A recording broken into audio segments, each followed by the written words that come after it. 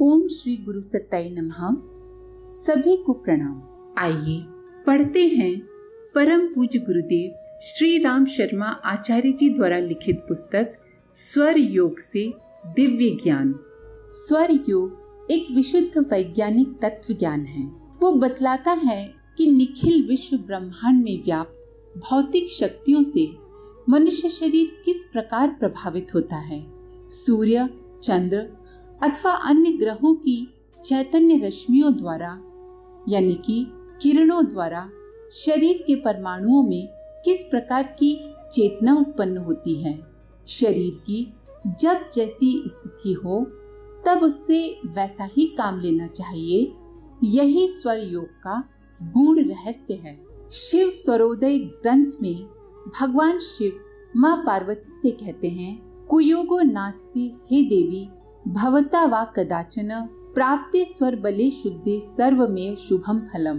हे पार्वती, इस स्वरोदय में कुयोग कभी नहीं होता, क्योंकि स्वर बल को शुद्ध कर लेने पर सभी कार्य शुभ होते हैं। वाम वा दक्षिणम वापि यत्र संक्रियते शिवः कृत्वा तत्पाद मादौ च यात्रा भवति सिद्धिदा।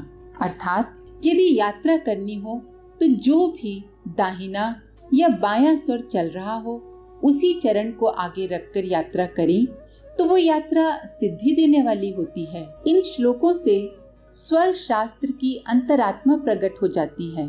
स्वर शास्त्र के अनुसार श्वास प्रश्वास यानी कि सांस लेने छोड़ने के मार्गों को नाड़ी कहते हैं। शरीर में ऐसी नाड़ियों की संख्या 72,000 हैं। इनको नसें नहीं समझना चाहिए, ये प्राण वायु के आवागमन के मार्ग हैं। नाभि में इसी प्रकार की एक नाड़ी कुंडलों के आधार पर है, जिसमें से ईड़ा, पिंगला, सुषुम्ना, गांधारी, हस्तिजिह्वा, पूषा, यशस्विनी, अलम्बुषा, कुहू तथा शंखिनी नामक 10 नाड़ियां निकलती हैं और ये शरीर के विभिन्न भागों की ओर चली जाती हैं। इनमें से पहली 3 प्रधान हैं। ईड़ा को चंद्र कहते हैं, जो बाएं नथुने में है। पिंगला को सूर्य कहते हैं, ये दाहिने नथुने में है। सुषुम्ना को वायु कहते हैं, जो दोनों नथुनों के मध्य में है। जिस प्रकार संसार में सूर्य और चंद्र नियमित रूप से अपना अपना कार्य करते हैं, इसी प्रकार ईड़ा पिंगला भी इस जीवन में अपना अपना कार्य नियमित रूप से करती हैं। इन तीनों के अतिरिक्त अन्य 7 प्रमुख नाड़ियों के स्थान इस प्रकार हैं। गांधारी नाक में, हस्तजिह्वा दाहिनी आंख में, पूषा दाहिने कान में, यशस्विनी बाएं कान में, अलम्बुषा मुख में, कुहलिंग देश में और शंखिनी गुदा में। इस प्रकार शरीर के 10 द्वारों में 10 नाड़ियां हैं। हठ योग में नाभि कंद अर्थात कुंडलिनी का स्थान गुदा द्वार से लिंग देश की ओर 2 अंगुल हटकर मूलाधार चक्र में माना जाता है, पर स्वर योग में ये स्थिति थोड़ी अलग होती है। स्वर योग शरीर शास्त्र से संबंध रखता है और शरीर की नाभि मध्य केंद्र गुदा मूल में नहीं वरन पेट की टुंडी में ही हो सकती है। इसीलिए यहाँ नाभि देश का तात्पर्य उदर की टुंडी मानना ही ठीक है, क्योंकि श्वास क्रिया का प्रत्यक्ष संबंध उदर से है, पेट से है। मनुष्य को नाभि तक पूरी सांस लेना चाहिए। फेफड़ों से छनकर ऑक्सीजन का सारा भाग नाभि के महत्वपूर्ण केंद्र तक पहुँचता है और उसके द्वारा शरीर का वास्तविक पोषण होता है। वायु को फेफड़ों में भर लेने से सांस का काम पूरा नहीं हो जाता।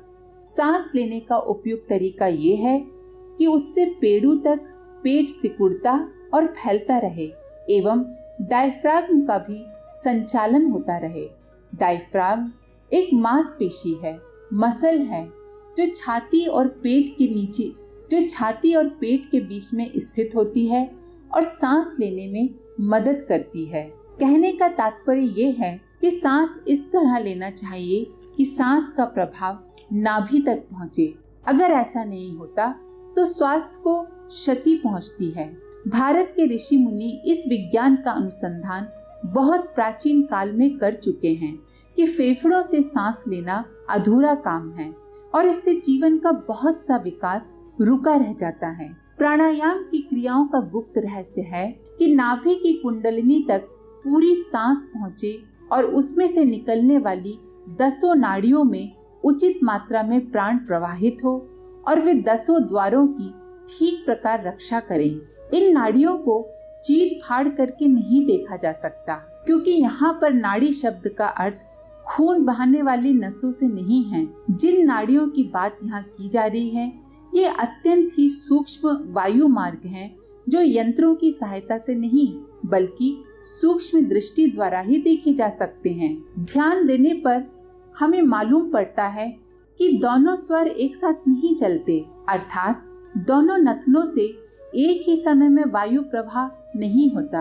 आप अपनी नथनों के नीचे उंगली रख के अपनी हथेली रखकर महसूस कर सकते हैं कि एक समय में एक ही स्वर चलता है, दायां स्वर या बायां स्वर। हाँ, ये जरूर है कि स्वर बदलते समय कुछ क्षणों के लिए दोनों स्वर एक साथ चलने लगते हैं।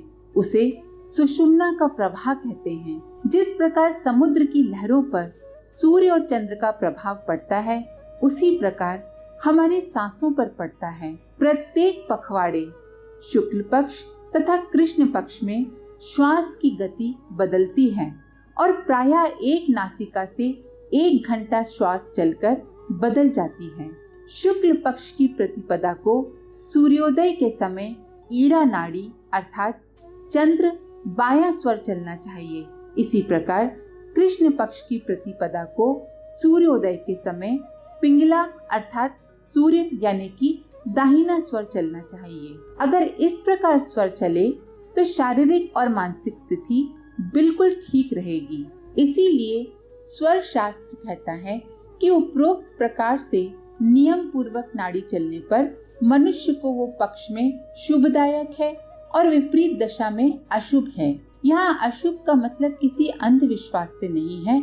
अशुभ का तात्पर्य सिर्फ इतना है कि अगर जो स्वर चलने चाहिए वो उस वक्त नहीं चल रहे तो मनुष्य का शारीरिक और मानसिक संतुलन बिगड़ा रहेगा, स्वास्थ्य ठीक नहीं रहेगा। ये नहीं समझना चाहिए कि 15 दिन बिल्कुल एक सी गति से ही स्वर चलेगा।